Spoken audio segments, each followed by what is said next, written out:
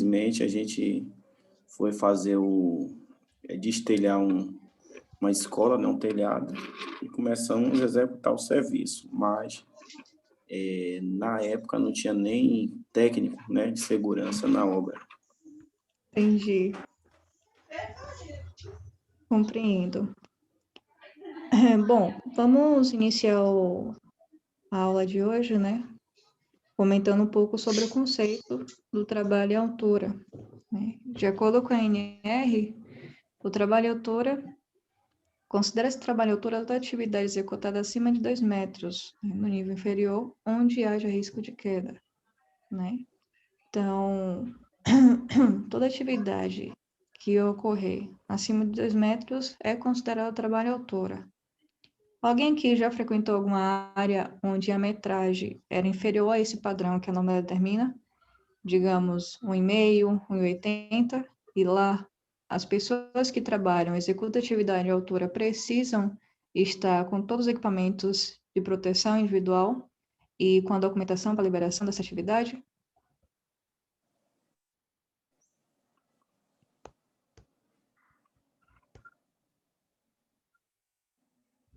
Alguém?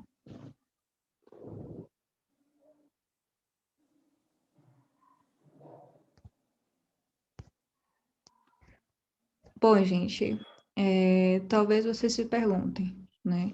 Algumas áreas, por medidas preventivas, a empresa, juntamente com o SESMIT, né, o responsável pela segurança, o responsável técnico da área, embora a ANR ela considere esse trabalho em altura acima de 2 metros no nível inferior, algumas áreas, por medidas preventivas, né, de proteção, determinam a metragem inferior, certo? Geralmente você pode chegar numa área e encontrar 1,5 m, 1,80 m, 1,60 m, e lá ser considerado como trabalho em altura, certo? A partir dessa metragem, né? Por quê? Possa ser que ocorreu algum incidente, alguma situação indesejada referente a atividades em altura, e por medida preventiva, os responsáveis de segurança, né, da área possa ter solicitado ao SESMIT, né, como medida de melhoria e preventiva, né, para que não ocorra mais incidentes referente a atividades em altura, que diminua a metragem, em vez de 2 metros para 1,5 m ou 1,80 m, para assegurar a integridade dos trabalhadores. Alguma dúvida quanto a isso?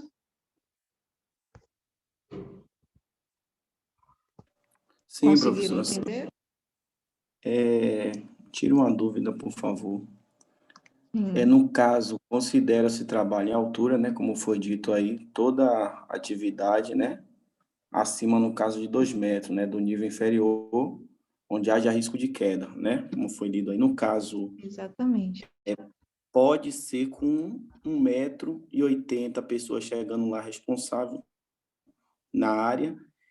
Se nesse meio termo acontecer algum acidente, sendo que na NR 35 está dizendo que é 2 metros, menos de 2 metros eles são respaldados?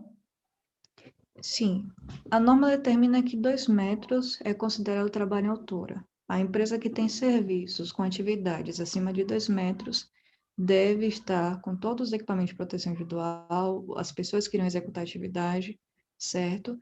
E com a liberação, a documentação, né, de liberação da atividade.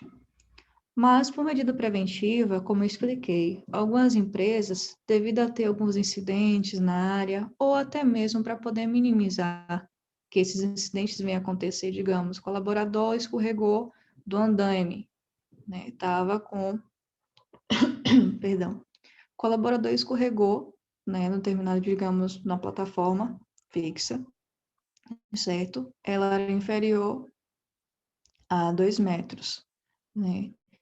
Então, por medida preventiva, para que esse colaborador não venha a ter um potencial de risco de queda dessa plataforma, algumas empresas, por medidas preventivas, minimizam essa metragem de 2 metros para assegurar a integridade do trabalhador. Entendeu, Alan? Entendi. Então, Obrigado.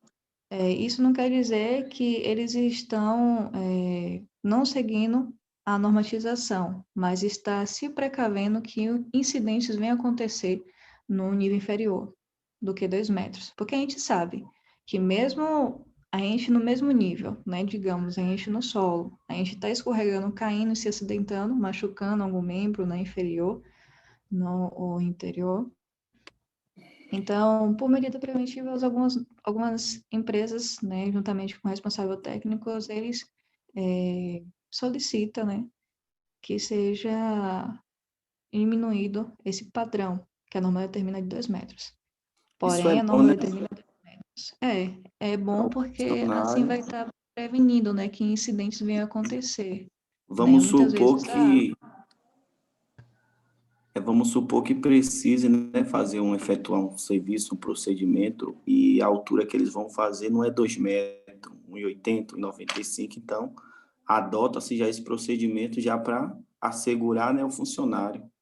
isso para garantir que a integridade deles estejam estáveis, né? Como eu Entendi. falei, a gente no mesmo nível tá escorregando, tá caindo, se machucando, né? Sofre uma fratura, por mais que seja leve ou grave, mas sofre. E se tiver em altura, uma distância de queda, ou um fator de queda, né, de 1,60 m, 1,80 m, né? Isso pode se agravar. Então, a norma determina 2 metros, é normativo, né? Acima de 2 metros do nível inferior é considerado trabalho em altura. Mas, por medida preventiva, né, algumas áreas adotam esse método de minimizar o padrão que a norma determina, para poder precaver ou neutralizar que incidentes venham a acontecer, numa metragem inferior a 2 metros. Compreenderam? Entendi, Bruce, obrigado. Prontinho. Aí na imagem, né, no slide, temos agora a visualização, né, das principais áreas com grande risco de queda, né? Temos aí alguns exemplos de atividades que são realizadas, né? Por exemplo, atividades em telhados, né? Coberturas, né? Que tenham rampas, né? Para que o colaborador ele realize de forma segura uma atividade em telhados, o que é preciso ser implementado para essa atividade?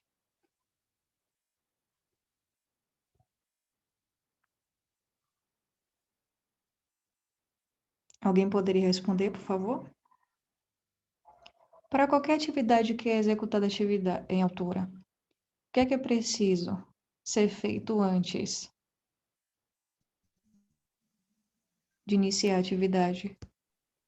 Avaliar os possíveis riscos, abrir, E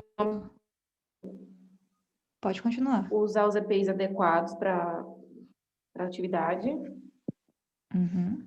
Aí o colaborador também tem que ser habilitado, né? Ter algum tipo de treinamento.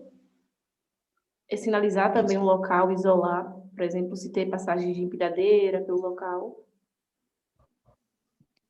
E isso acredito que mesmo, né? só. Só porque, na verdade, eu não estou recordando de quase nada. Vamos visualizar isso no decorrer da aula, certo? Obrigada, Catarina, pela participação. Bom, Boa como a noite. Catarina falou, né? Boa noite, E também um José. item importante, quando um funcionário ele vai exercer uma função de altura, tem que sempre aferir a pressão também. Isso é importante, entendeu? Sim. Só um pouco o que nossa amiga aí acabou de falar. Uhum. Pois bem, José. Muitas áreas ela tem também esse método, né? Não digo todas, mas tem de aferir a pressão do colaborador, né? Para checar como é que está as condições físicas, né? Do colaborador. Essa deveria também estar na norma, né? Esse procedimento, né? Isso. Porém, não está. Isso é adotado por algumas áreas. Então, se por acaso tem uma galera aqui que não conhece, né, as áreas, se por acaso vocês se depararem com a área que não faz a aferição da pressão dos colaboradores que executam a atividade em altura, não estranhe, porque isso não é normativo, certo? É só um procedimento que muitas empresas adotam para poder estar conferindo se realmente os colaboradores estão aptos fisicamente, ok? Bom, como a gente estava comentando, né, é necessário que seja feito aqueles procedimentos que a Catarina citou, né? Além disso, primeiramente, análise de risco do local. Porque a análise de risco que irá determinar quais serão toda a abrangência, o escopo da atividade que será executada, né? Vai checar quais são os riscos, se há riscos adicionais, além do trabalho em altura. Tem algum risco adicional?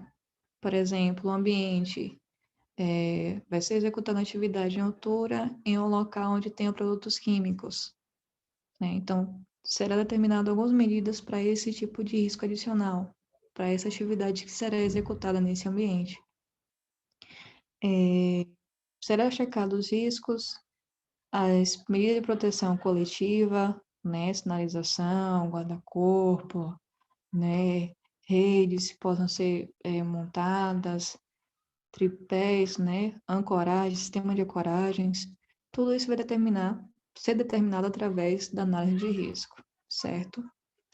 Mas Elcio está passando aí alguns exemplos, né, de atividades em altura, né, que tem grande potencial de risco de queda, né? A gente viu telhados, né, no slide anterior, né? Atividades também em fachadas, né? Acontece muito em construção civil, né? Limpeza de arranha-céus, né? E escada-móveis também, né? Algumas áreas para executar algum serviço de reparo, manutenção, utiliza algumas escadas móveis, né? De abrir, escada de marinheiro, né? Precisam acessar através dessa escada para poder chegar ao local e executar sua atividade. Temos os andaimes, né? Tem os andaimes tubulares, há vários tipos de andaimes, mas um principal que acontece em muitos incidentes, né? Até mesmo nos acidentes, é o andaime suspenso, né? Então, é necessário ser feito todo um gerenciamento dos riscos desse tipo de atividade com esse equipamento. Tem as escadas fixas, né? Por exemplo, a escada de marinheiro, né, que é mais encontrada, a escada fixa, que é mais encontrada, né, nas áreas industriais, né? E as plataformas. Tem as áreas confinadas também, que algumas são consideradas como trabalho em altura também, né? Além de ser um espaço confinado, é também uma atividade em altura. A depender da característica desse espaço, ele pode se tornar também um espaço com a característica de atividade em altura. Tem os beirais também, né, que são muito realizados serviços, né, nesse local, na área de construção civil. E ancoragem crítica, né, que isso muito acontece em atividades em telhados, né, por exemplo. Tem as construções metálicas, né, as montagens de estrutura, que são feitas geralmente em construção civil, né. A dupla movimentação também, né, é um risco de uma atividade em altura, né, que é utilizada muito por alpinistas, né, com respeito aos resgatistas também, né, para poder fazer o resgate de pessoas e em outras atividades. A área de carga também, né, é muito utilizado um sistema de ancoragem, né, para essas atividades. Algumas atividades em cargas, né, em áreas de cargas, é preciso que o colaborador, né, ele acesse a parte superior do tanque dos caminhões, né, para poder executar sua atividade. Então, tem todo um cuidado que deve ser determinado para execução dessas atividades. E também plataformas, né, que são muito utilizadas para acessar locais, né, em muitas áreas. Pode passar, Elcio, por favor.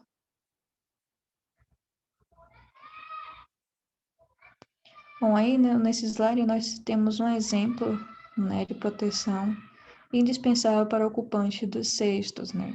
Algumas atividades, como por exemplo, atividades em plataforma elevatória ou plataforma aérea, girafa, lift, né, vocês vão conhecer, quem não conhece vai conhecer, né, esses nomes ao acessar a área, né.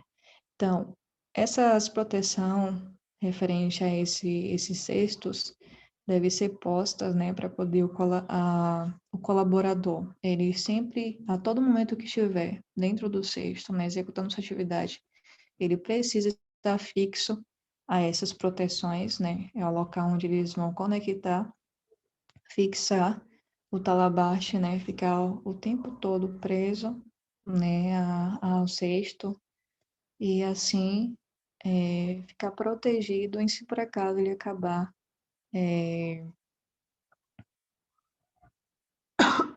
perdão, gente. Se por acaso ele acabar, como posso dizer, escorregando, né? Ou algum incidente vir a acontecer, certo? Ele o tempo todo ele precisa estar preso, certo? Fixo, talabache fixo a esses pontos de ancoragem, ok? E o guarda-corpo não é indicado, né, na situação. Desculpa. Pode voltar, Elcio, por favor? Obrigada.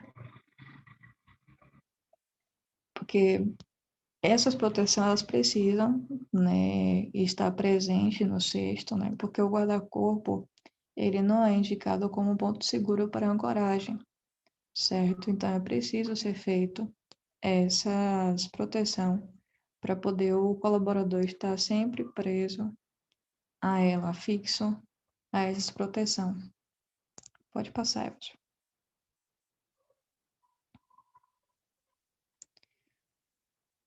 O objetivo desse treinamento, né, na NR35 é prevenir acidentes decorrentes de quedas de altura elevadas quanto do trabalho sobre telhados, pintura de parede, caixa d'água e chaminés, provocado por rompimento de telhas ou piso de baixa resistência e mau posicionamento de dispositivo de segurança, certo? E entre outras atividades que podem vir a surgir que se adentram às atividades em trabalho em altura, né? É necessário ser feito todo um gerenciamento dos riscos, né? Para poder estar, assim, evitando que incidentes ou até mesmo acidentes venham a acontecer durante a atividade em altura. Por isso que é importante ser feito análise de risco. Como eu falei anteriormente, é a análise de risco que vai determinar, né, todos os procedimentos que irão ser realizados durante o escopo da atividade, o desenvolvimento dela, certo? Aí temos alguns exemplos, né, de riscos que podem vir a ocasionar, né, um acidente, né, como plataforma molhada, mal súbito do funcionário. Por isso que a importância de os colaboradores passarem por exames clínicos, onde irão verificar quais são as condições, né, da integridade física desse colaborador, né? Se constatar, por exemplo, quando alguém que já fez o procedimento de admissão em uma empresa, Sim. pronto, vocês, para poder estar se tornando efetivo na empresa, né? Antes vocês passam pelo processo, passam por integração para conhecer a área e passam também por exames ocupacionais, né? O ASO, o atestado de saúde ocupacional. Quando vocês vão realizar esse exame clínico, vocês recebem uma ficha, não é isso? Uma ficha cadastral, onde Certo. vai ter algumas perguntas referente a, por exemplo, se por acaso você teve alguma doença patológica, né, digamos, que possa causar mal súbito, né?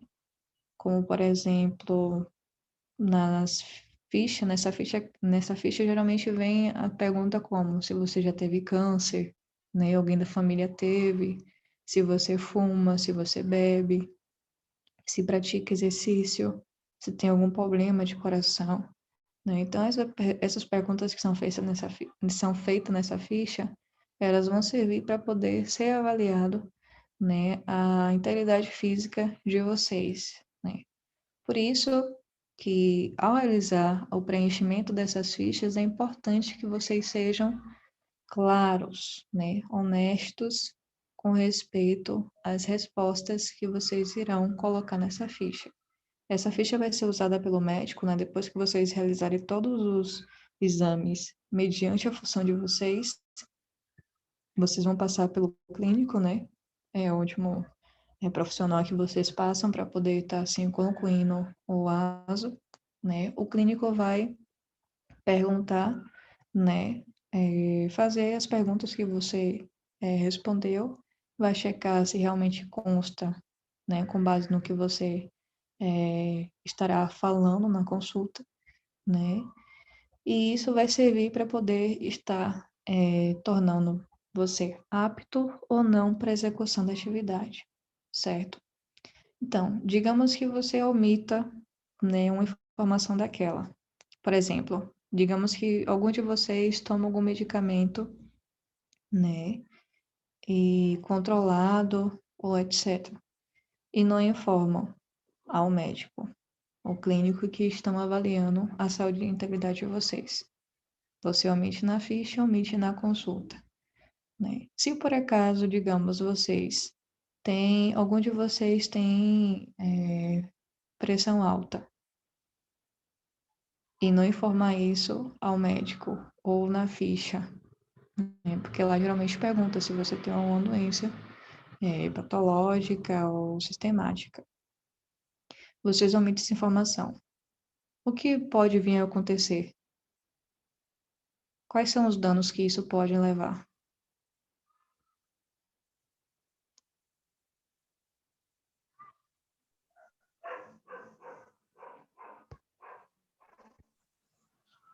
Pode repetir a pergunta, por favor? Pronto.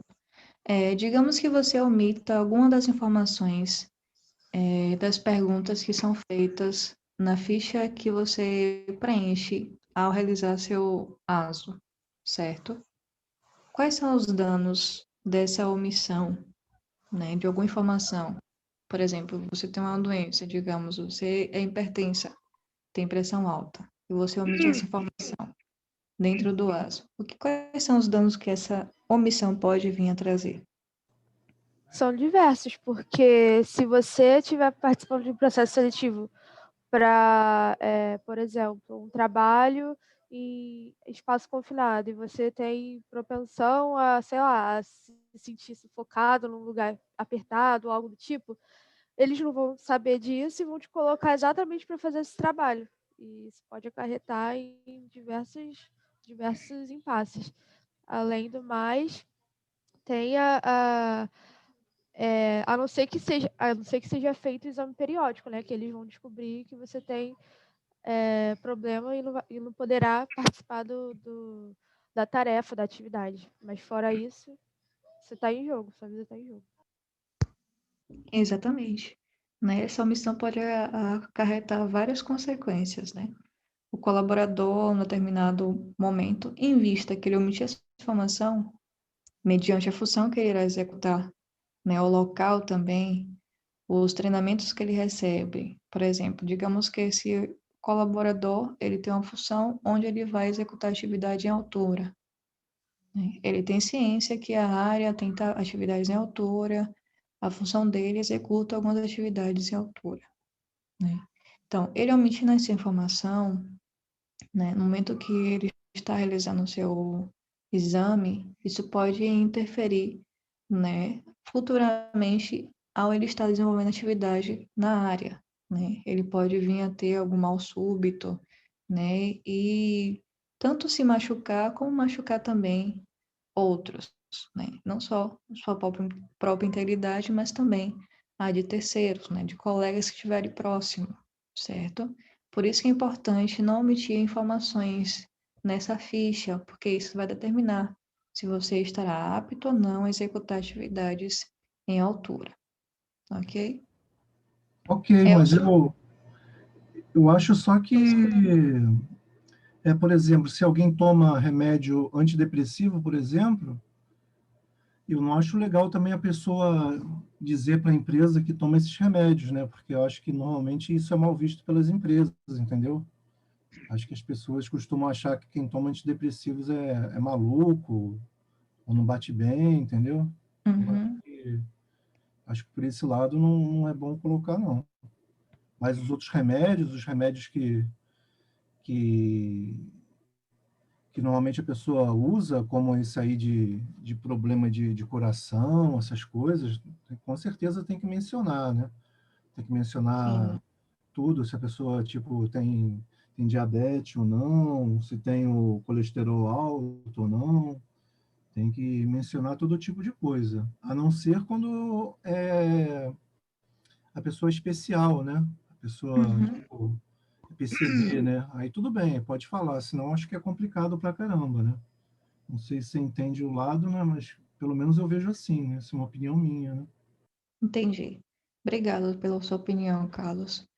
Mas é aquela questão, né? A gente tem que ter consciência, embora seja por exemplo, digamos que seja um pouco desconfortável, né? Uma pessoa dizer que utiliza algum remédio controlado para depressão, né? Como o Carlos citou, né? Mesmo assim, em algumas situações, né? O colaborador ele pode estar comunicando, conversando, né? Se não colocar na ficha, conversa com o médico, né? Ou até mesmo durante o psicoteste, né? O psicólogo que vai estar fazendo o teste, né, com vocês, ele pode talvez até mesmo perguntar, né, se faz o uso. Então, uma situação como essa, que o médico pergunta, né, se você faz algum remédio, algum uso do medicamento, na qual o Carlos citou, por exemplo, não é bom omitir essa informação, né, por mais que seja um pouco desconfortável, né, pela o julgamento, né, que outras pessoas podem vir a estar assim fazendo. Mas os médicos, eles são preparados, né, para isso, para estar gerenciando essas situações, né? Então, a depender das condições é, físicas, emocionais do colaborador, é importante ele informar, certo? Não aconselho que omita essas informações, por mais que talvez se sinta desconfortável, mas é importante estar passando para as pessoas que são responsáveis de estar informando, né, a avaliação clínica de vocês, certo? Sim, sim. Só para concluir rapidinho, por exemplo, na entrevista que eu fiz para o supermercado onde eu trabalho hoje, eu não omiti que eu sou engenheiro, por exemplo, né? Eu não omiti, eu acho que fiz bem, fui sincero, passei até, acho que na entrevista até por causa disso, né?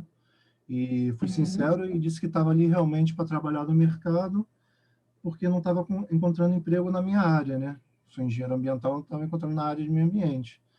Então, Sim, acho que isso foi ótimo. Mas, por exemplo, com colegas meus de trabalho, que tipo, alguns já perguntaram se eu sou formado em, tipo, em graduação, aí eu nego essa informação, né?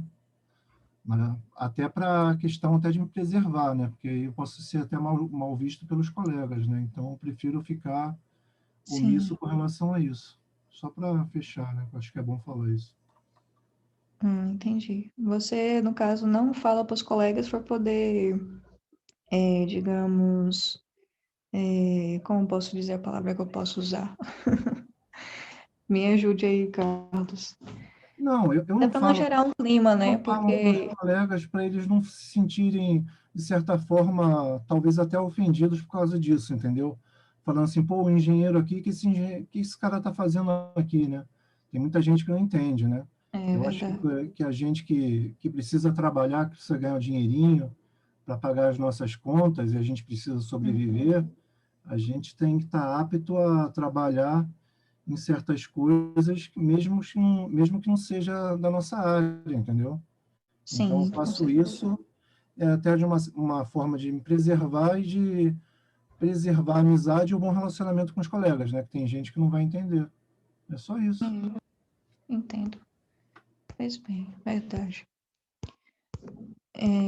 Elcio, você pode voltar ao slide, por favor? Obrigada. Pode passar.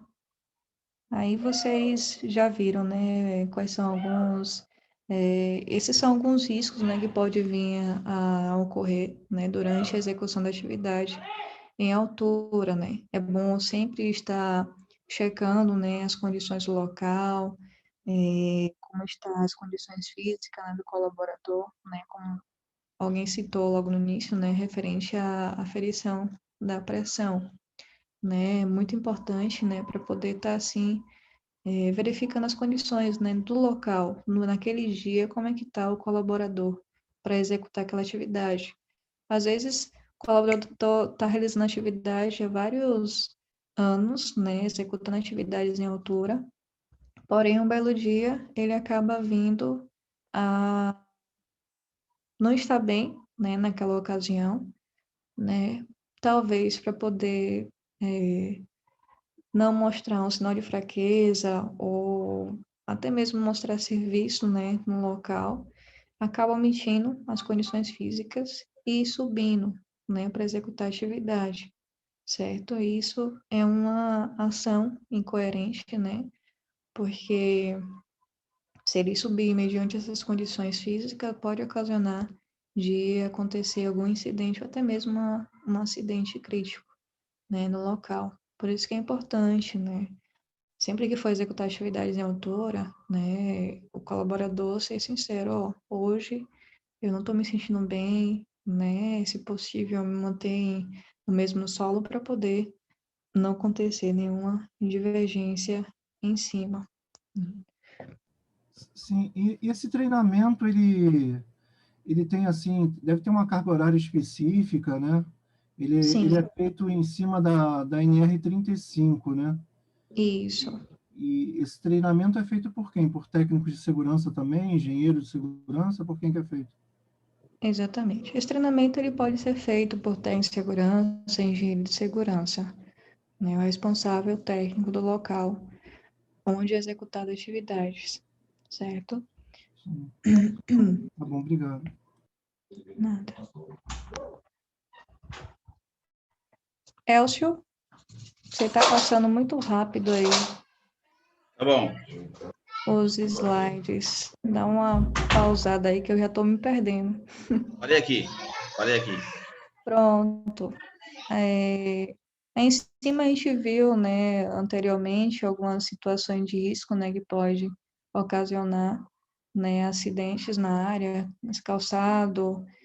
Deve prestar atenção também, né, ao subir escada, por exemplo, se o calçado não está sujo de óleo, graxa, né? Verificar se o layout da área ali está limpo, organizado, para poder evitar, né, essas situações críticas. Pode voltar, Elcio, por favor? Isso, aí. Né? Além disso, também tem os riscos, né, de içamento de materiais para cobertura, né? Algumas atividades em altura, né, pode acontecer, né, de ser realizada mediante essa circunstância, né? Então, é necessário ser feito todo um gerenciamento do local para poder assegurar que essa atividade venha a ser executada de forma segura. Você pode voltar, Elcio, por favor? Obrigada. Pode descer. A gente já passou por aí já. É aquela situação, né, gente, que eu tinha comentado. É importante, né, checar o local, se tem algum tipo de riscos adicionais, né?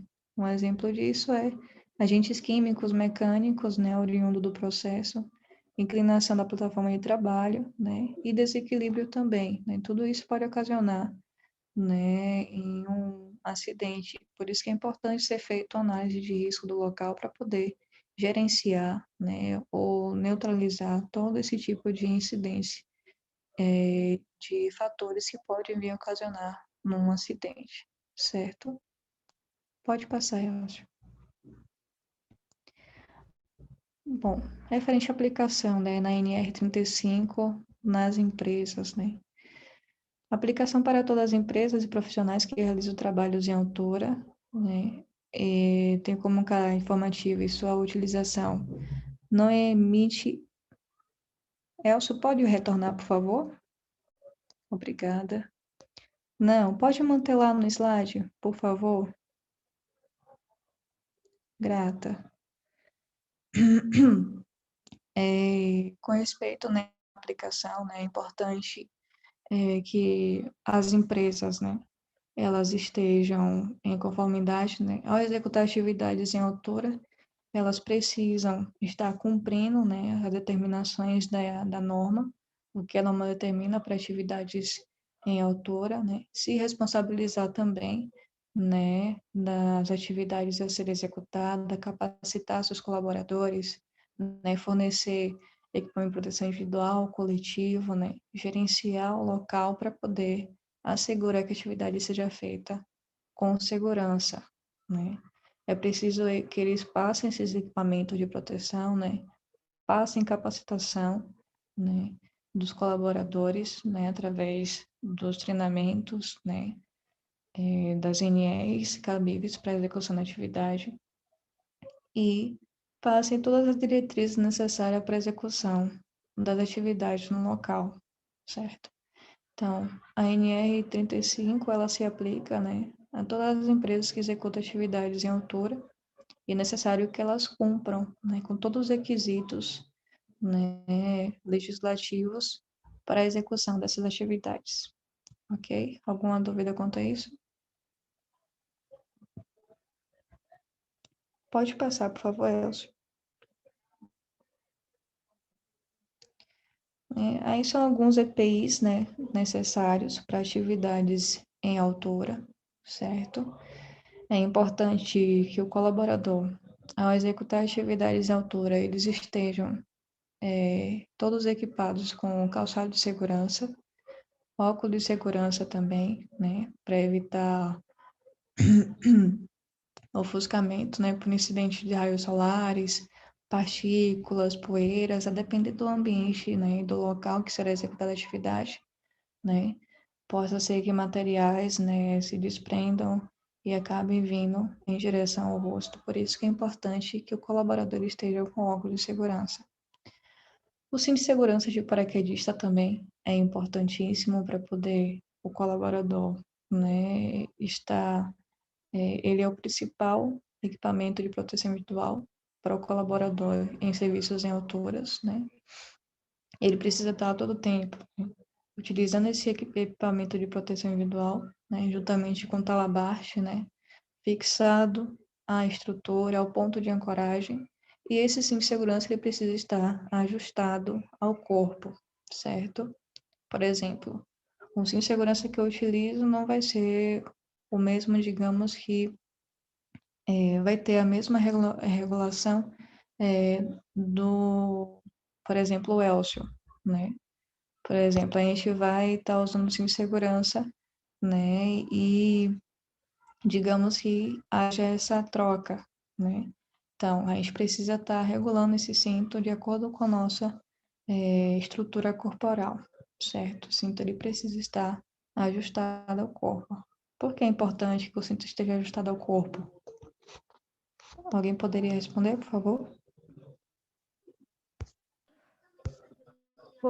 Porque se ficar frouxo numa queda pode causar alguma lesão. Exatamente, né? Alguma fratura, né, lesão, né, pode vir a ser ocasionada devido ao cinto não estar ajustado ao corpo, né? Mas o cinto de segurança, ele não machuca, mas ele incomoda, sim, né? Mas é importante que ele esteja fixo ao corpo, ajustado ao corpo, né? Por quê? Para evitar que esses incidentes venham acontecer, fratura ou alguma lesão, certo? É importante também estar usando luvas, né, de acordo com a atividade que será executada, né? A depender do serviço, da atividade que for desenvolvida, né, durante o escopo da atividade em altura, é necessário que o colaborador esteja com a luva de acordo com o serviço que ele irá realizar. E também dispositivo trava-queda, né? Retrátil específico, né? Vamos ter aí, mediante análise de risco, né? Vai ser determinado qual tipo de dispositivo trava-queda que será implementado para a execução da atividade. Eu tenho uma dúvida só em relação a esses EPIs, com relação ao calçado, ele é uma botina dessas de couro sintético, com solado de borracha, ou tem alguma característica especial, antiderrapante, alguma coisa assim? Isso. Geralmente, o calçado de segurança, né, ele deve ser fechado, deve ser a bota fechada, né? A depender do local, né, que será realizada a atividade em altura, né, terá uma bota específica, né? Geralmente as botas hoje em dia, ela vem com a biqueira de PVC, né, que é a mais recomendada para vários tipos de atividades que são desenvolvidas na área, certo? Certo. Mas, a depender do local, vai ser determinado mediante a atividade que será realizada, né, uma bota específica para a atividade. Em muitas áreas, ela já tem já um padrão específico de bota a ser executado mediante ao ambiente que ela do estabelecimento que é realizado o processo dentro da empresa. Sim. O par de luvas, normalmente, é são aquelas luvas que tem aquele material mais grosso, né? Não sei se é um couro também sintético, não sei o que é, né? Isso, geralmente é a luva de vaqueta ou luva de raspa que é utilizado, né? É uma luva de pano que ela tem uma aderênciazinha. Parece até aquelas luvas que os vaqueiros utilizam, né? Com uma luva mais grossa, né?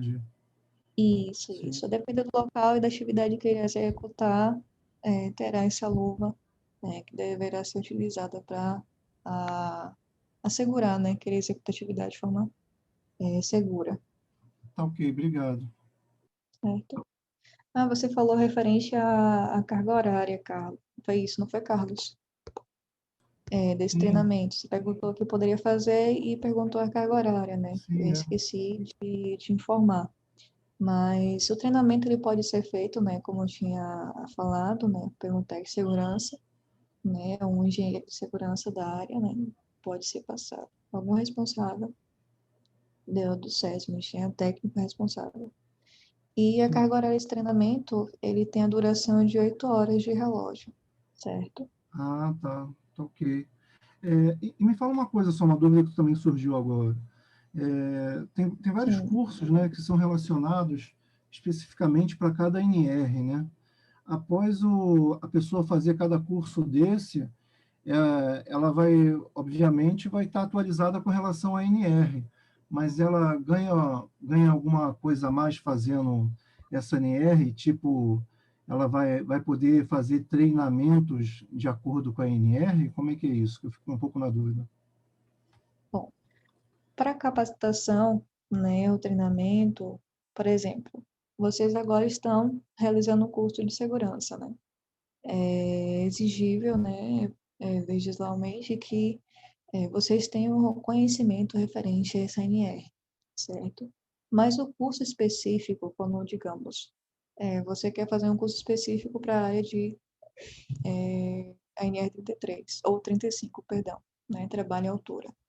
É necessário que você realize esse curso, né, durante a carga horária, mediante todo o conteúdo programático, né, que deve ser, que é estabelecido pela NR35, certo? Com duração de 8 horas.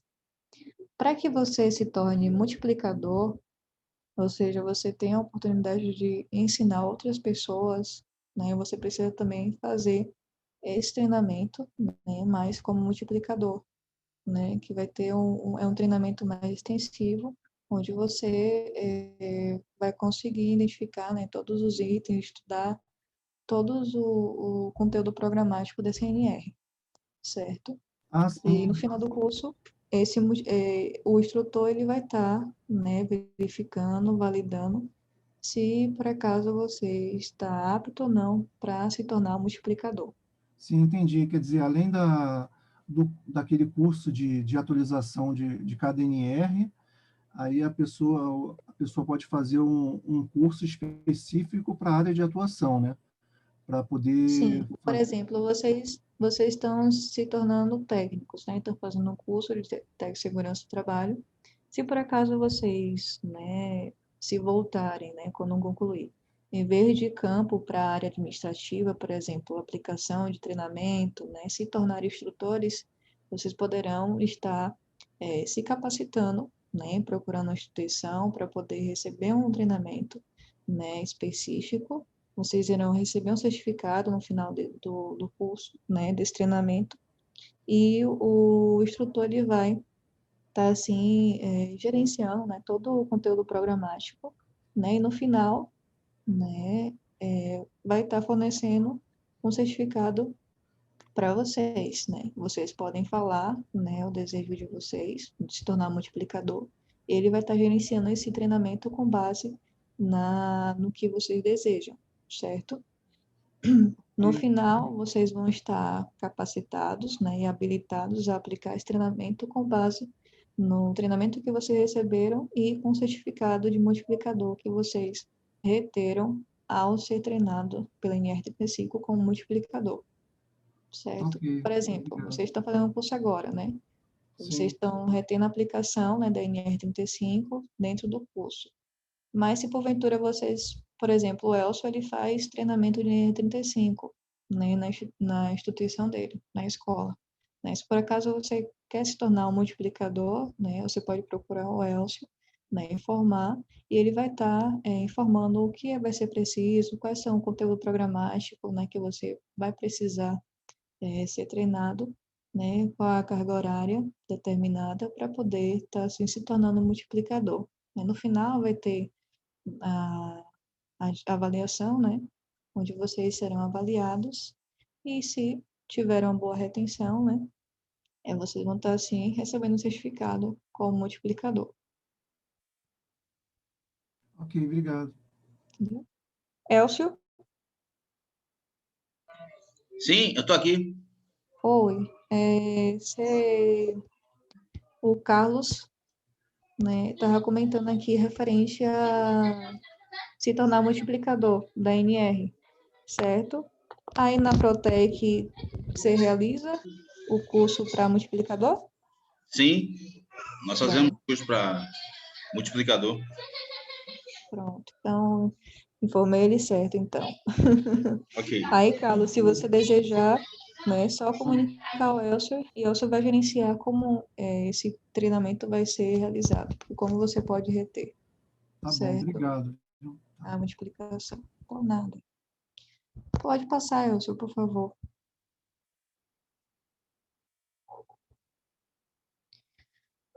Bom, essa é uma descrição, né, da NR6, né, equipamento de proteção individual, né, do que o EPI é, né, vocês certamente já passaram por essa matéria.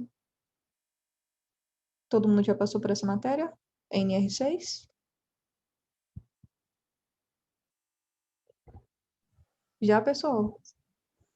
Sim, Sim, sim. Pronto, então você já tem conhecimento, né, referente ao que é o EPI, né, de proteção individual, né, o nome já diz tudo, né, que é de proteção para seu uso particular, né. Então, ele é destinado para a proteção, né, de riscos suscetíveis de ameaçar a saúde e a segurança, né, a segurança e a saúde do trabalho, no trabalho, né. Então, o EPI é fundamental, né, para a realização da atividade, né, de forma segura. É necessário que, em altura, né, como a gente viu anteriormente, né, a depender do local, da área que vocês vão executar a atividade, né, além dos EPIs, né, para execução da atividade de altura, possa ser que tenha algum EPI complementar, né, a depender do grau de risco da empresa, né, por exemplo, se tiver algum ruído, né, no local, vai ser implementada a proteção auricular também, né.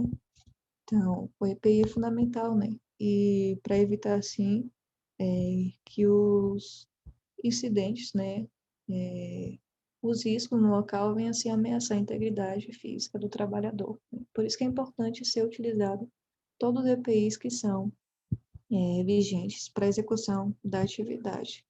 Deve ser usado e de forma correta, né? Pode Sim. passando, Elcio, esse Com slide. relação ao EPI, surgiu até a dúvida agora também. Sim. O CA que tem que ter os EPIs, eles continuam valendo ou o governo já mudou alguma coisa? Porque eu acho que estava para mudar, né? Acho que não existiria mais o cadastro, eu acho que é cadastro de aprovação, né? O CA, né? O governo Até o ia momento, abrir eu não estou assim mais. sabendo de alteração alguma referente ao CA dos EPIs. A gente sabe que o ICA ele tem um determinado prazo, né, de validade que deve ser respeitado, né, mediante também as condições do armazenamento desses EPIs, né, se eles estão conservados, né, tudo isso vai influenciar, E né, mas até o momento... esse cadastro de aprovação, quem fornece isso é o Inmetro, né?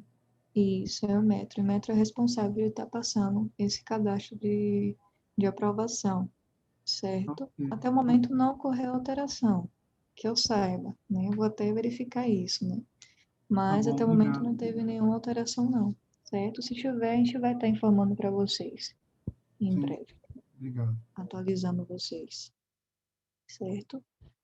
Bom, como eu estava falando, né, esses EPIs é importante, né, que eles sejam utilizados, né, de forma adequada, né?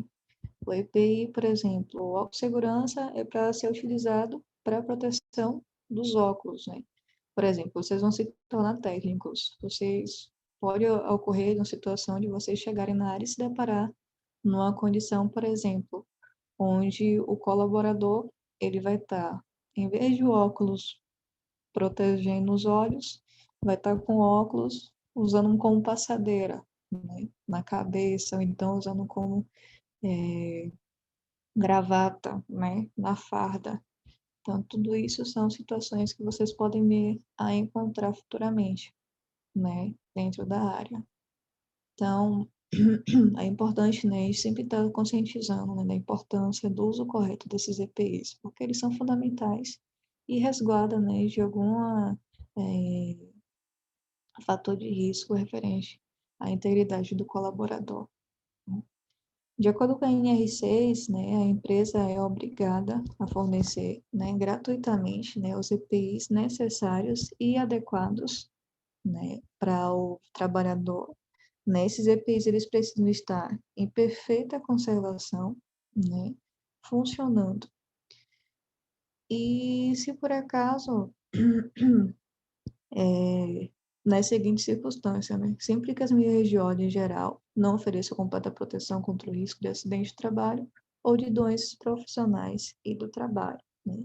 Ele garante, né, assim, que se por acaso os riscos que não possa, assim, ser retido de medidas de ordem geral, né, eles ajudam, assim, a minimizar as causas dos incidentes referentes aos riscos que são encontrados dentro da área. Certo? Pode passar, Elcio, por favor. Também, né, na circunstância onde as medidas de proteção coletiva estiverem sendo implementadas, né? Por exemplo, na área, digamos, tem um risco de ruído, certo? Estão sendo feitos adequação do local, né? Digamos, tem uma máquina que ela gera bastante ruído, né? Alguém sabe qual é o decibéis? O limite de tolerância no decibéis na área? Eu acho que, não sei, acho que normalmente é 85 decibéis, não é isso? Isso, exatamente. Esse é o limite de tolerância, né? O colaborador pode estar no local sem proteção auricular, né? Passou disso, é necessário que o colaborador acesse o local com a proteção, certo? Então, digamos que vocês estão na área, né, e tem a situação onde uma máquina está gerando um ruído maior do que 85 decibéis, né? Então, a empresa, por medida preventiva, né, de proteção, né, não foi controlado, gerenciado, neutralizado esse risco, né, o ruído, né, dessa máquina, está sendo feita a adaptação, né? Então, para poder estar minimizando os danos, né, que pode vir a causar aos trabalhadores, né, mediante sua jornada de trabalho naquele local, né, a empresa adota a utilização dos equipamentos de proteção individual, né, o protetor auricular, né, o abafador, né, tipo plug, né, a depender do local, pode ser utilizado, certo? Você ia perguntar alguma coisa, Carlos? Sim, eu ia perguntar, surgiu uma dúvida agora também.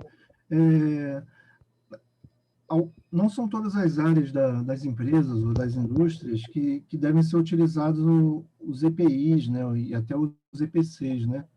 Mas quem determina que áreas que devem ser utilizadas o EPI, né? Quem é que determina isso, né? É o Ministério do Trabalho, é a CIPA, quem é que determina?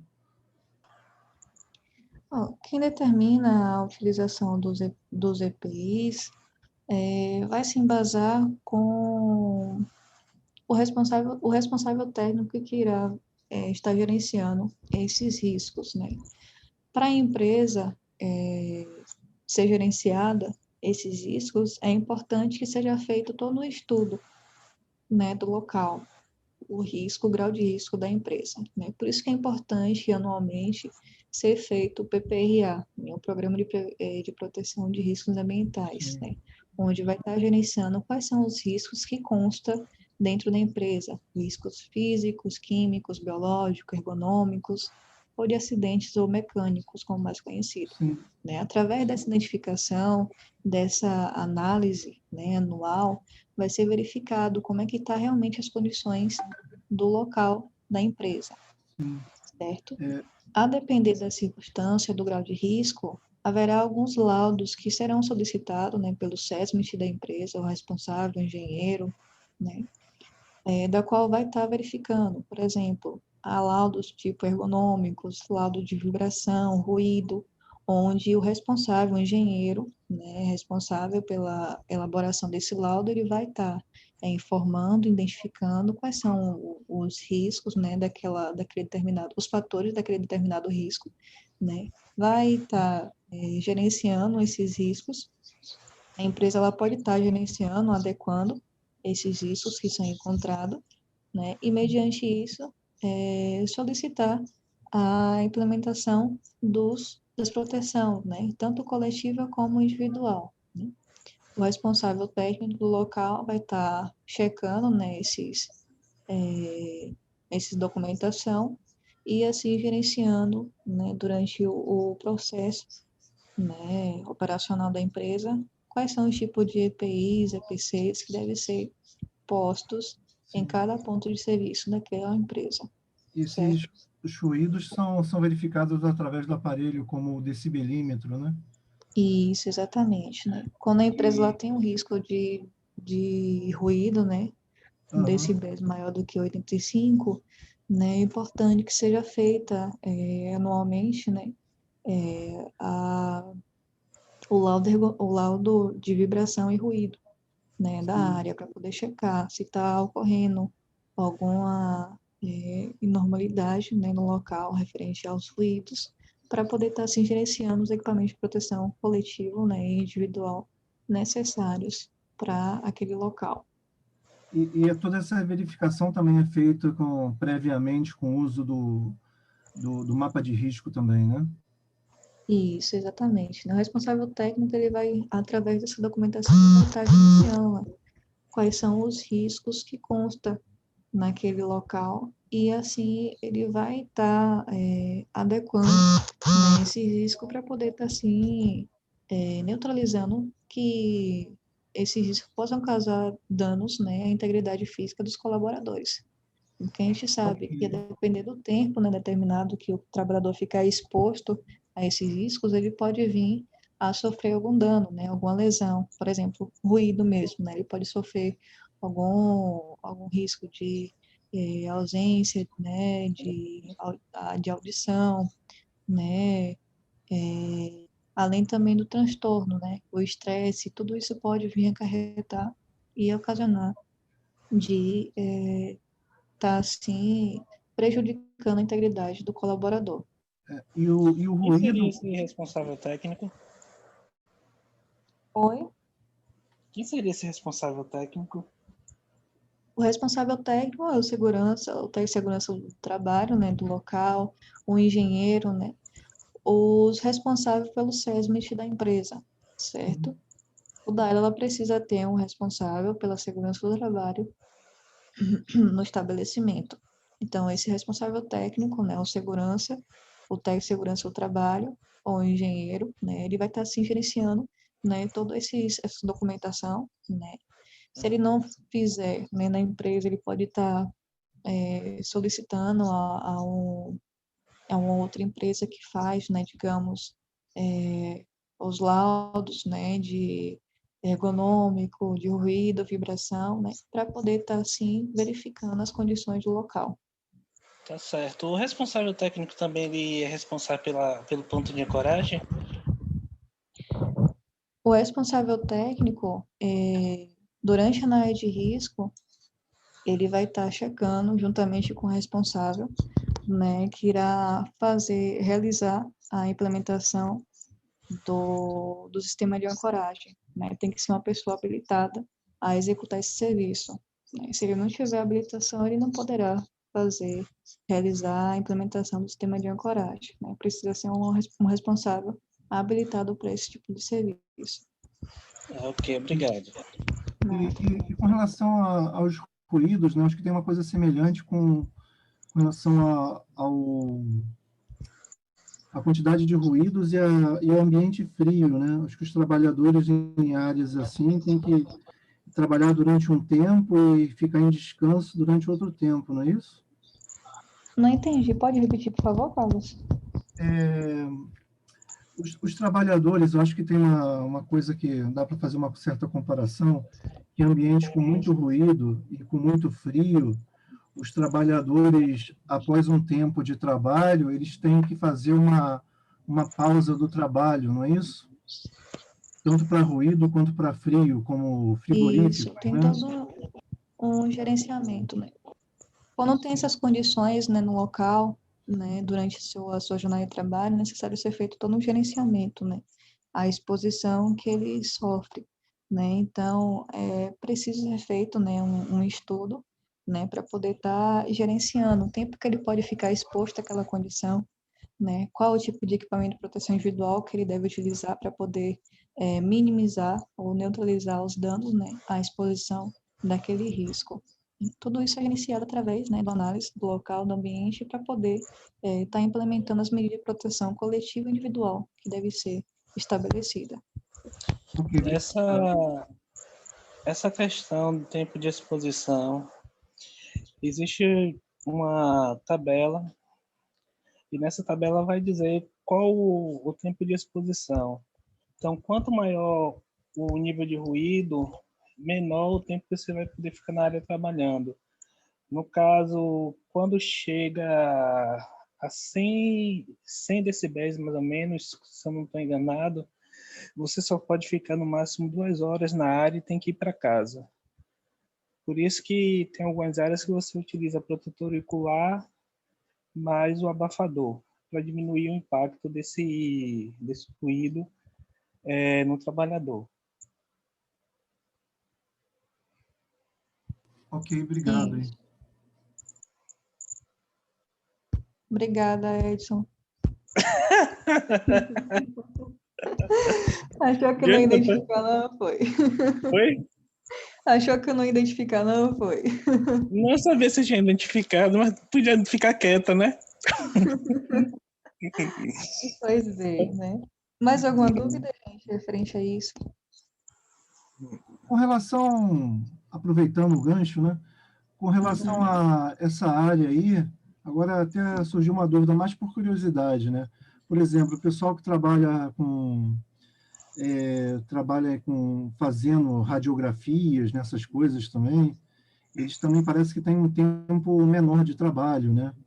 E com relação a isso, o técnico ou o engenheiro de segurança, eles atuam também nessa área, fazendo alguma coisa, ou é o médico do trabalho? Bom, você responde, eu respondo, Tamires. Pode responder, fique à vontade. Pronto, Carlos, essa questão é a seguinte, o técnico de radiologia, de radiografia, de raio-x, certo? Temos dois tipos de de trabalho que se trabalha com raio-x. Tem uma diagramografia, que é aquela que é feita dentro da área, e tem um raio-x que é feito no hospital normal. Esse profissional que trabalha no hospital, o que acontece? O tempo de exposição dele é, em média, 4 a 5 horas, se eu não estou me enganando. E eles têm uma tabelinha para trabalhar, certo? Então, ele pode trabalhar um turno, tem que ir para casa. O que acontece na maioria das vezes? Esse trabalhador ele trabalha em 2, 3 clínicas, sai de uma e vai para outra, e passa a ter uma exposição maior do que o normal.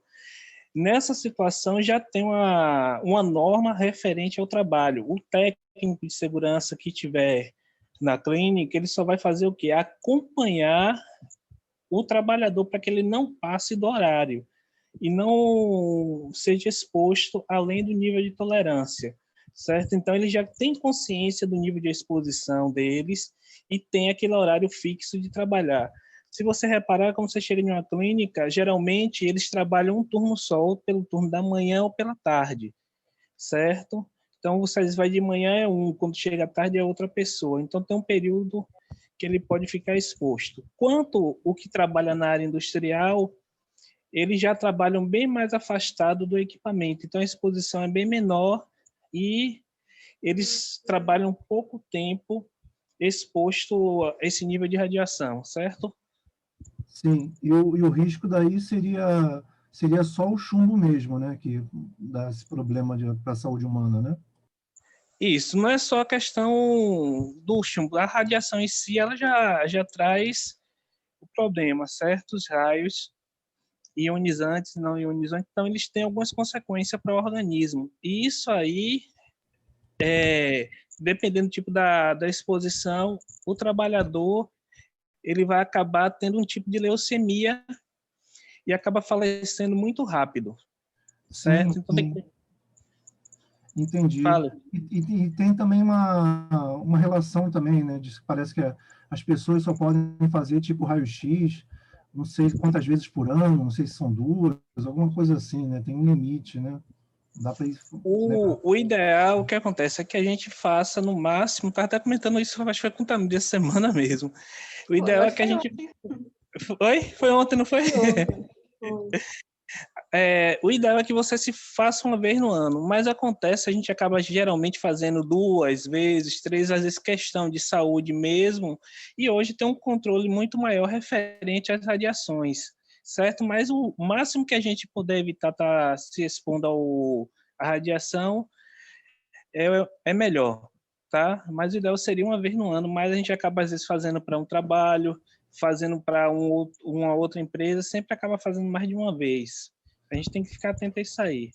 Ok, É muito tanto obrigado, que, por nada, é tanto que tem empresas que você faz raio-x de 2 em 2 anos, já para evitar isso aí. Pessoal, boa noite, tchau. A aula de Tamir, só falei mesmo para abusar. Lídia, Boa toma. noite, obrigado. Boa noite, valeu. Nada. Oi, Valeu. tchau. Pois é, gente. Então, né, continuando, né, referente aos EPIs, né. Bom, a gente, de acordo com a ANR, né, a NR6, né, cabe à empresa, né, fornecer os EPIs, né, adequados para poder, para o colaborador, né, conservados em boas condições, né, e o empregado, né, ele precisa estar fazendo o uso, né, correto desse equipamento, utilizando apenas para a finalidade, né, que se destina esse equipamento, né, e responsabilizar-se pela guarda e conservação, né, sempre higienizar seu EPI para poder mantê-lo conservado, né, e guardar em locais, né, também que mantenham eles conservados. Pode passar, Elcio. Se por acaso ocorrer, né, de algum equipamento, né, vocês, ao checar, né, fazer o checklist de vocês, né, no momento da aquisição, né, ao receber os EPIs, né, identificar algum defeito, né, degradação, fissura no EPI, né, é importante vocês estarem comunicando ao empregador, né, sobre essa alteração, né, que vai, assim, prejudicar, né, ou tornar o uso do equipamento impróprio, certo? E cumprir as determinações, né, do empregador sobre o uso adequado, né? Sempre é feito o DDS, reforçando, enfocando, referente à utilização correta desses EPIs, né, da guarda e da higienização para mantê-lo eles, né, seguros, certo? Pode passar. Pode passar, Elcio, por favor.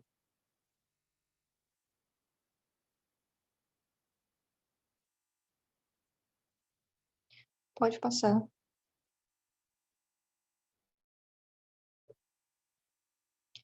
Bom, referente a atividades em autora, né, falando agora sobre os direitos dos funcionários, né, de acordo com a ANR, o trabalhador ele pode interromper suas atividades excedendo o direito de recusa sempre que constatar evidência de risco grave e iminente para a sua segurança e a saúde ou de outras pessoas, né, comunicando imediatamente o fato a seu superior hierárquico, que diligenciará as medidas cabíveis, né. Dessa forma, ele agindo dessa maneira estará zelando, né, pela segurança e saúde, tanto pessoal como de outras pessoas, né, possam ser afetadas pelas suas ações ou omissões do trabalho, né. Sempre que constatarem qualquer situação, né, que venha assim a prejudicar, né, ou a interferir no andamento da atividade, né, que vocês estão executando, é importante ser feito esse comunicado, né, ao responsável técnico, ao responsável da área, ao supervisor, né, que está acompanhando a atividade, certo?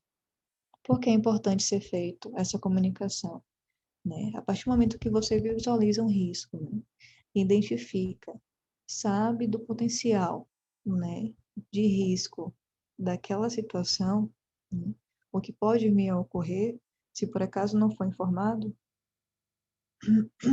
pode ocorrer algum acidente crítico, né? E isso vai trazer demandas, né, danos tanto físicos, né, como patrimonial, né, da empresa. Então, por isso que é importante sempre ser feito, né, esse comunicado, né? Sempre que vocês identificarem algum risco que vai, assim, trazer, né,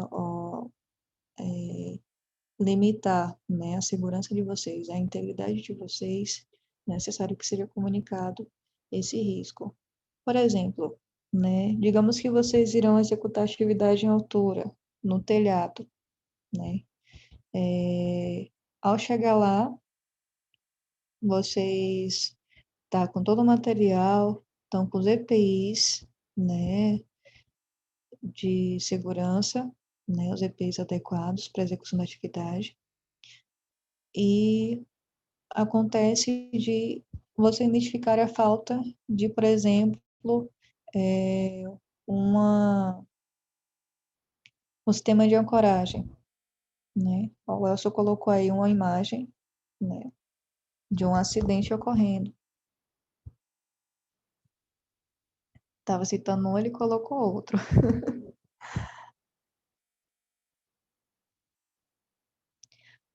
O que vocês conseguem identificar aí, gente,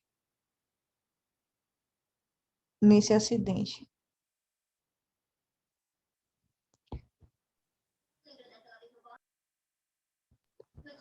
No estudo de análise aí desse acidente, na imagem, o que vocês conseguem identificar?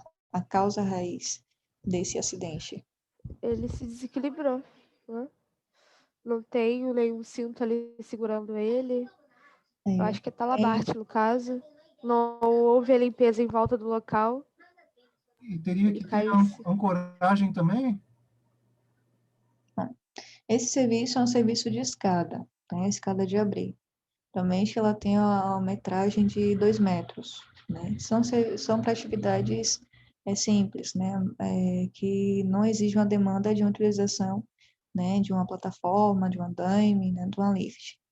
Nessa escada de abrir, né? Toda atividade em escada, né? É importante ser feito todo o gerenciamento do local, né? Sinalizar, né? O ambiente, verificar o solo, se é estável, né? Ter uma pessoa no suporte da base para poder estar fazendo o acompanhamento, né, da atividade, né?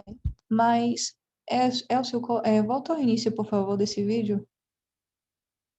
Aí, congela, pode congelar. Dá pausa. Isso. Observe novamente essa imagem. Parece que a escada, eu acho que a escada foi muito curta para o trabalho, né? Devia ter sido uma escada maior.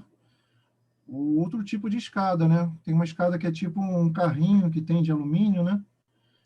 Aí pode dar mais, talvez mais segurança se tivesse essa altura toda. Viu, mas viu, o próprio fabricante, ele proíbe o uso daquela última. Ah, tá, entendi. Exato, era onde eu ia chegar, Elcio, obrigada. Bom, gente, ó, é o seguinte. Realmente, para a atividade a ser executada, a necessidade do ambiente, essa escada, ela não seria a apropriada, né? Devido à demanda da atividade, certo? A norma, né, diz que, referente à escada, não deve ser utilizado o último degrau da base dessa escada, ou seja, o degrau superior da base da escada, certo? Esse degrau ele não deve ser utilizado, né? O colaborador ele precisa sempre estar abaixo desse último degrau da escada, certo? Como vocês podem ver aí, ele está na base superior, na última base superior, né, da escada. Então, esse tipo de atividade, ela não é apropriada, certo? Como o Elcio falou, o próprio fabricante, né, ele não orienta que seja utilizado o último suporte da base da escada, certo? Superior. Então, essa escada, para a atividade a ser executada, ela não está atendendo, né? Poderia ser utilizada uma outra, né, para poder estar assim sendo usadas, né? Há uma outra escada, ela é tipo portátil, né? Como o Carlos falou, que é mais acessível para esse tipo de atividade, certo? E como vocês podem ver, né? O colaborador, né, embaixo, o de apoio, né? Ele está observando a atividade, né, a ser executada. O que está em cima, ele não tem nenhum controle, né, referente à escada. A gente sabe que serviços em escada, ele precisa ter um suporte, né, além da base, né, ele precisa também ter um suporte de segurança, né, ao subir, eles precisam ter seguir a regra de 3 pontos, né, 2 pés e uma mão sempre apoiando na escada, né, para ter uma estabilidade no momento do uso, certo?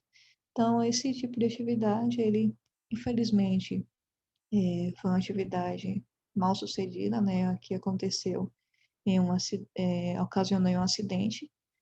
Infelizmente, a essa altura, se o colaborador ele não veio a falecer, ele deve ter sofrido uma fratura, né, um traumatismo grave, né, mediante as condições do local, né, além de ter caído, né, um fator de queda, ter sofrido um fator de queda e também caiu em cima da caixa da lixeira, né, em uma lixeira, um coletor, né, por isso que ele pode ter vindo a sofrer, né, algum tipo de fratura gravíssima ou até mesmo vindo a óbito, né, mediante as condições do local.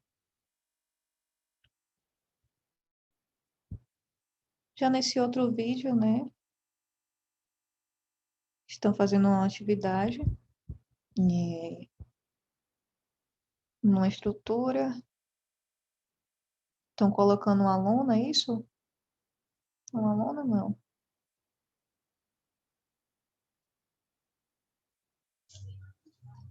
É um guarda-corpo. É um guarda-corpo. É um guarda-corpo. Ele estava removendo o guarda-corpo? Foi, estavam removendo o guarda-corpo, a lateral do guarda-corpo, e estava preso, né? Não, cinto de segurança.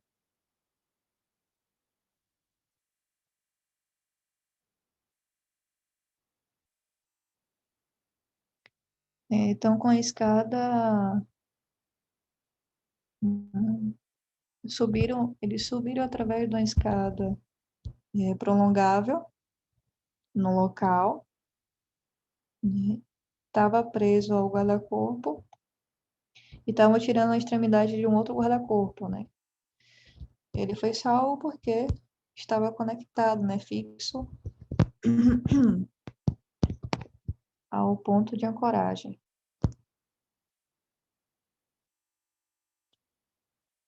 Vai passar isso também, Anjo? Esse daí é um andaime suspenso, pessoal. Geralmente é usado bastante em construção civil, certo? Esse daí é um dos que mais ocasiona, né, em acidentes.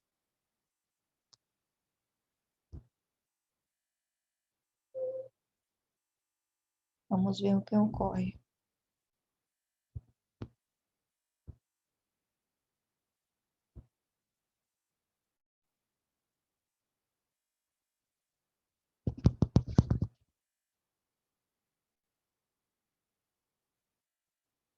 Esse é o trava-queda, certo? O colaborador está preso ao sistema de trava-quedas.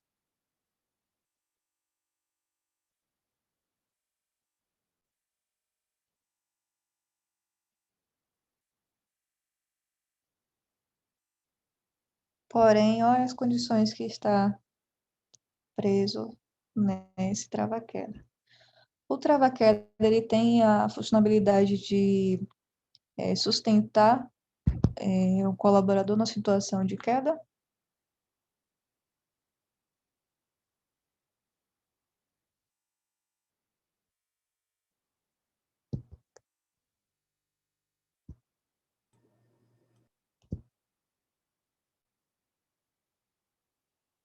Dá pausa aí, Elcio, por favor. Pessoal, o trava-queda, volta lá naquele primeiro, Elcio. Isso, obrigada. Pessoal, essa imagem aí, né? Está vendo o colaborador, né? Ele está com cinto de segurança, conectado a um sistema de trava-quedas, certo? Quanto ao trava-queda, ele serve como freio no momento da queda, certo?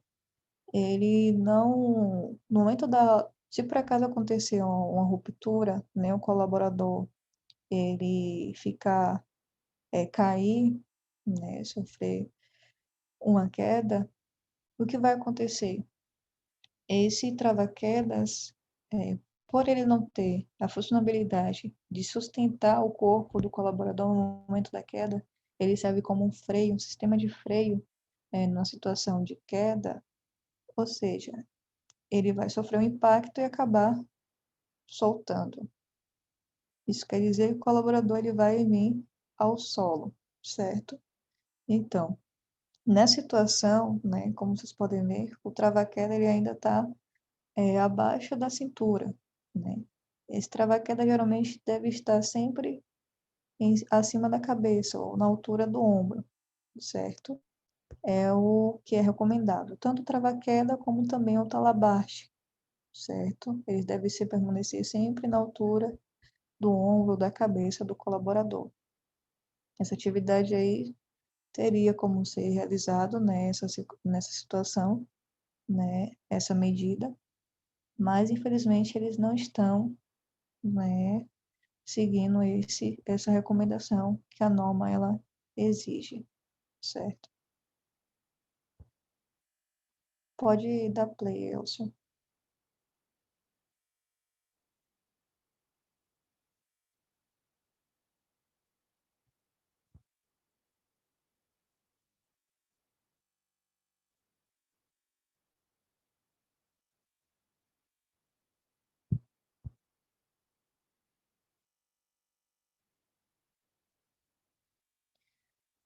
Nessa outra imagem, né, nesse outro vídeo, o colaborador, né, está fazendo atividade. Isso aí geralmente é conhecido como balancinho, certo? na área de construção civil. Esse tipo de atividade, ela não é adequada a ser realizada, certo? Não é permitida, é proibida. Há um sistema de cadeira suspensa, né? Mas essas condições, né? Atualmente, ela é proibida, né? O uso desse tipo de cadeira, de cadeirinha, ou balancinho, como mais conhecido, certo? Vocês estão vendo aí que está tudo irregular, né? Como podem ver, né? As condições dessa atividade. A corda a ser utilizada, o local onde foi fixado, onde ele ampliou, né, o sistema de ancoragem dele, né? Cinto de segurança irregular, né? Então, esse tipo de atividade, ela hoje ocorria muito alguns tempos atrás, mas hoje ela é proibida, certo? Esse tipo de cadeira suspensa. Ainda tá de chinelo, né? Que pode. Chinelo, sem capacete, tem todo uma circunstância, né? Aí vocês viram a simulação, né, do que poderia ter ocorrido, né, naquele vídeo, né? Esse é uma simulação. Esse tipo de balancinho, ele é inapropriado, ele é proibido, né, por norma, a utilização dele.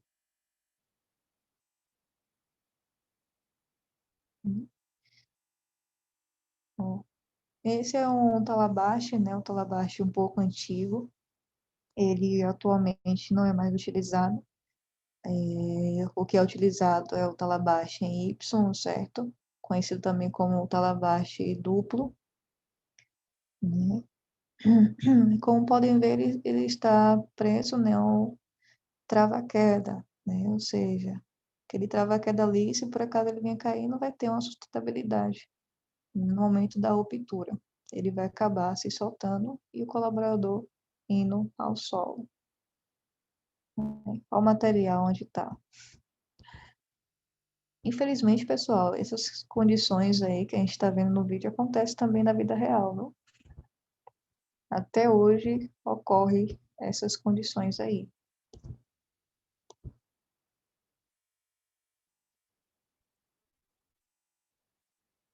Bom, gente, eu vou estar parando por aqui, o Elcio, até as 9h30, né, a aula de vocês. Já é 9h40. A gente vai ficar, né, para dar continuidade na próxima semana, na quarta-feira. Isso, certo? isso. Elcio, quer passar alguma coisa para eles aí? Sim, eu quero passar. Na sexta-feira nós vamos ter a aula com o Gessé. Deixa eu desligar aqui o... Peraí.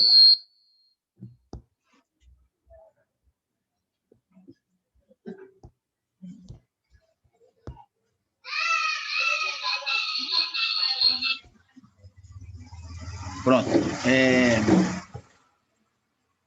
Na sexta-feira a gente vai ter a aula com o professor Gessé, que a aula é final de liderança e gestão de pessoas, né? E na próxima sexta-feira, essa sexta agora, hoje é dia 14, né? Hoje é dia 14, 15, 16. Dia 23 vai começar aquela aula junto com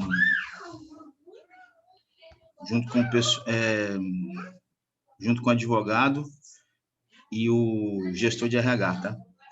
Na outra sexta-feira. Então, sexta-feira agora, para a turma 1, então a aula é com o professor Gessé sobre liderança e gestão de pessoas, que é a última aula dele, né, sobre esse assunto. E dia 23, nós vamos ter, então, a aula com o gestor de RH e mais o advogado também. Beleza, pessoal? Então, quarta-feira é que vem, então, a professora Tamires continua o assunto sobre a INER 35, né? Já que a gente tem vários assuntos aqui para ver, tem o controle médico, os procedimentos, planejamento de serviços, né? Então, a gente parou aqui no slide 17.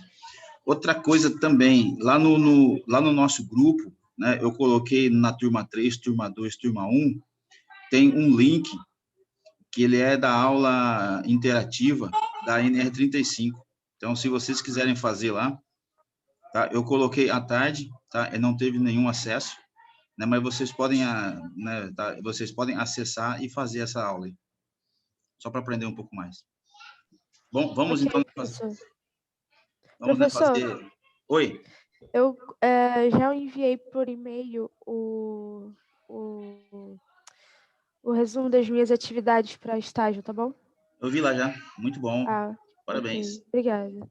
Quem tiver também aí a oportunidade aí, pode fazer também aí o